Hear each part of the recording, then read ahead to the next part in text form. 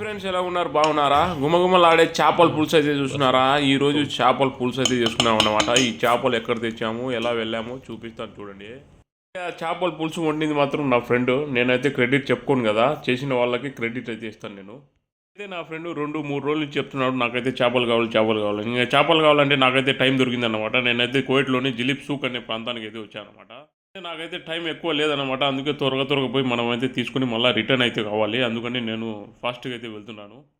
ఎందుకు వచ్చామంటే కువైట్లోని జిలీబ్ అనే ప్రాంతంలో అయితే మన వాళ్ళే ఉంటారు ఎక్కువగా. ఎవరంటే గల్ఫ్ దేశాల నుంచి వచ్చి బయట పని చేసే వాళ్ళే ఇక్కడ ఎక్కువగా ఉంటారన్నమాట. అందుకని ఇక్కడైతే మన కూరగాయలు, చేపలు మనకైతే తక్కువలో పడతాయి. అందుకని ఇంత దూరం వచ్చానమాట.